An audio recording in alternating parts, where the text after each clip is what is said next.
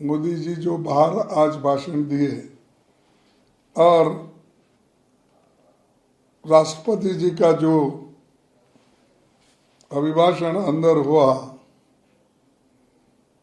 ये सब में रोजगार का एक शब्द भी नहीं है। इसमें रोजगार कितने बढ़ाएंगे, कितने दिलाएंगे, सरकारी नौकरियों में कब भर्ती होगी, जो वैकेंसीज अब ऑलरेडी है उसका कब रिक्रूटमेंट होगा, इसका कोई उसमें